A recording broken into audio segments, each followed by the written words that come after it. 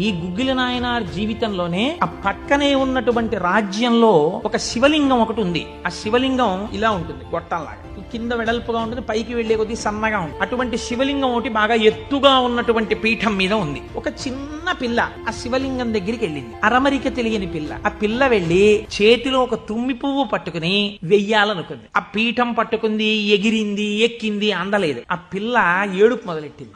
ఏడుపు మొదలెట్టి శివా శివా నువ్వు నాకు అందట్లేదు, పువ్వు ఎలా వేయనంది. శంకరుడు ఆ భక్తికి పరవశించిపోయాడు. వెంటనే ఇలా ఉన్న శివలింగం ఇలా వంగిపోయి, ఇలా వంగిపోతే ఆ పిల్లకేం తెలుసు శివలింగం వంగిపోయింది నా కోసం, అది చిన్నపిల్ల.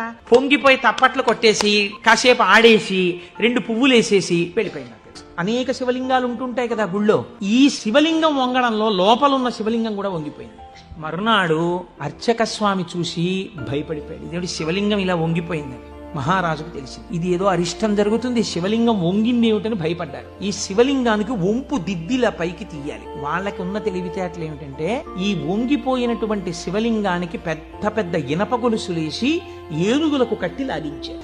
ఈ వంగిపోయిన శివలింగాన్ని ఇనప గొలుసులో పెట్టి ఏనుగులు లాగుతుంటే గొలుసులు తెగిపోయాయి, శివలింగం వంపు దిద్దబడలేదు. ఇది ఎవరో గుగ్గిల నాయనారికి చెప్పారు. శివలింగం వంగిందిట, ఇనప గొలుసులేసి లాగుతున్నారట, లాగుతుంటే గొలుసులు తెగిపోతున్నాయిట. ఆయన ఎంత బాధపడిపోయి కింద పడి ఏడిచి దొల్లేశాడు. శంకరా మీ కంఠానికి ఇనప గొలుసులేసి ఏనుగులతో లాగారా, ఎంత ఒరిసిపోయిందో ఆ కంఠం అని.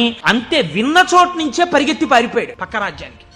పారిపోయి గుళ్ళోకెళ్ళి అన్నం లేదు, నీళ్లు లేవు, ఒగరుస్తూ ఒంటి నిండా చెమటలు పట్టుకుని ఈశ్వర నీకు జరిగినటువంటి అపరాధం నా శరీరమునకు పొందేటటువంటి ఖేదంతో పోవాలని మీ వంపు దిద్దడం కాదు, మీ వంపు దిద్దడానికి మీకు ఇనప గొలుసు లేచి లాగినప్పుడు మీ కంఠం నొక్కుకుని ఉంటుంది, ఆ శిక్ష నేను అనుభవిస్తానని ఒక గొలుసు తన మెడలో ఉన్నటువంటి గొలుసుని శివలింగపు వంపుకేసి గట్టిగా లాగాడు. తన కంఠం ఒరిసిపోయి తెగాలని. తన కంఠం తెగలేదు, శివలింగం వంపు ఇలా పైకి లేచి ఆ వంపు దిద్దినటువంటి వాడు గుగ్గిల నాయన. శివపురాణం చెప్పుకుంటూ నాయనార్ల చరిత్రని అనుసంధానం చేసి ఉత్తరాయణ పుణ్యకాలంలో నాయనార్ల గురించి వింటే పార్వతీ సహితుడైనటువంటి ఆ పరమశివుడు పొంగిపోయి పరవశించిపోతాడు.